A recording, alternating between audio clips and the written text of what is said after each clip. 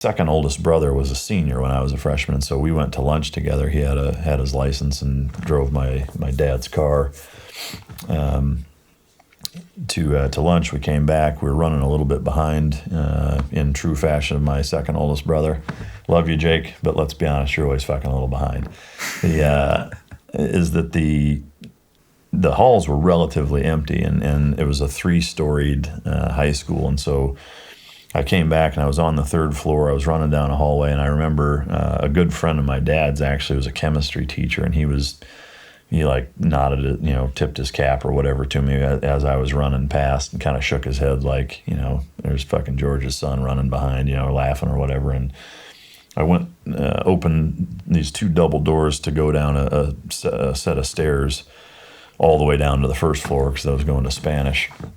And as soon as I swung the door open, I was like, holy shit. And as I'm getting ready to step down the first step, I just boom, I just get fucking blindsided. And there was two single file column rows of, there's probably between 40 and 50 black students that were, taking up the entire stairwell because there was that many of them running up, and they were just running through the hallways, beating the fuck out of anybody that was white. And they were, throwing trash cans through fucking windows and knocking water or drinking fountains off the fucking wall. I mean, just trashing the place and beating up white people. So this was like, they were fucking kicking the shit out of everybody. Everybody. Yeah, it wasn't just me. It was like a race riot almost. There was a bunch of people that got fucked up. Oh, fuck.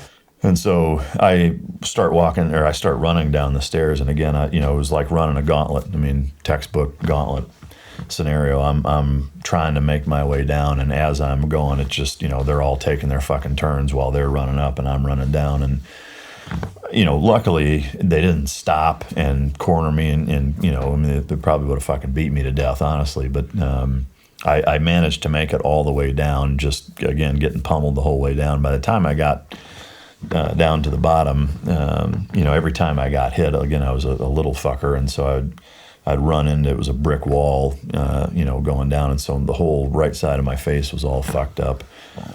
The whole left side of my face was all swollen and fucked up. And I kind of stumble into Spanish class. And the teachers at that point, they knew what was going on. And even then, like our administration and the staff, they were scared of, like, they didn't know what to do. Like they didn't want to stop them because, they would probably be considered racist.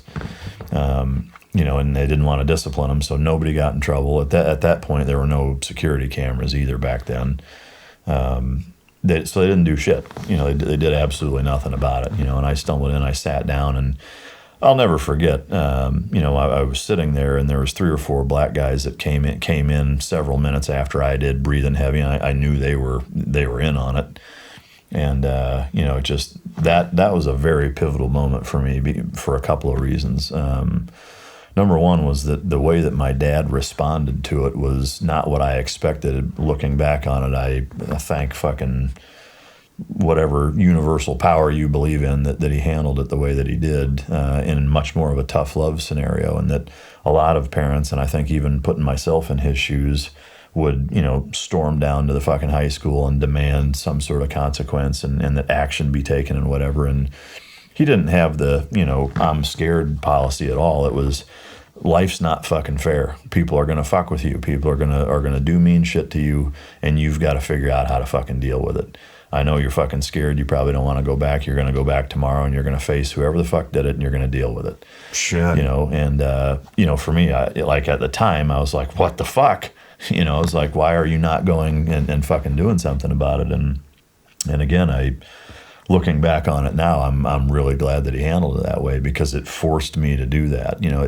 It was the shit or get off the pot moment for me as a 14-year-old of realizing that, if I can't fucking figure it out, like, nobody else is going to hold my hand and make sure that everything is fucking perfect. And for me, that was, especially going into the community of naval special warfare, that was an incredibly valuable fucking lesson I learned at that age, that, don't depend on any motherfucker else, to make sure that your shit's taken care of. You figure it out, so I was, the other kind of part of that, I think, that was pivotal is that the motivation that just instantly fucking instilled in me was huge. You know, like I was already a pretty competitive athlete, and you know, I hated to lose, and I worked really hard at sports, and everything that I gave a shit about, I was really, you know, hyper competitive.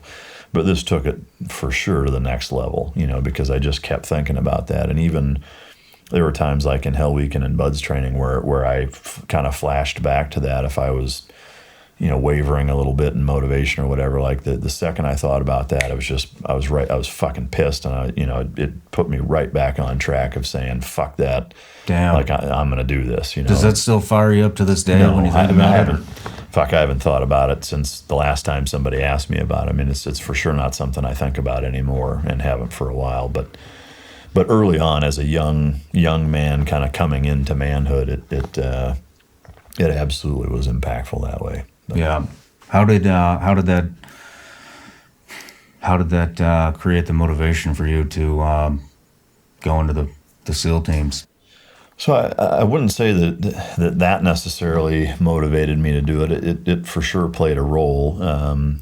It was a combination of that, coupled with just being a competitive swimmer growing up, being pretty competent in the water, and just being drawn to military service because of my grandfathers. Both of them were in World War II, and I was always really fascinated by their service and that generation and that war, and was kind of a history geek that way growing up, and I was just always kind of motivated to want to do something like that. And for me, it was, you know, I read a Popular Mechanics article and saw this story of who the Navy SEALs were in conjunction with watching the movie with Charlie Sheen in it, and I was just like, man, these guys sound fucking awesome.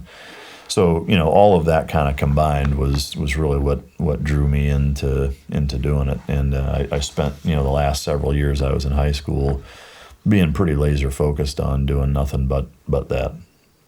I will say this, I mean, again, it's kind of like the speech that my dad gave me about going back to high school. Is at the time it was kind of miserable and sucked, but looking back on it, I don't think you could pay to put yourself in a better circumstance as a young man, you know, to be surrounded by barrel-chested fucking pipe hitters that teach you how to be a fucking man, you know, and how to handle things and how to live your life and how to get things done and how to adapt and how to, you know, not make fucking excuses and how to hold you accountable and really, you know, teach you how to fucking kick ass, you know. I mean, you just, to me, I wish every fucking young man that as a 19 and 20-year-old, you know, had the ability to be surrounded by 180 fucking guys like that the way I did. I mean, I will be forever grateful that I was able to finish growing up in the SEAL teams. You know, my parents laid a great foundation and did a stand-up job.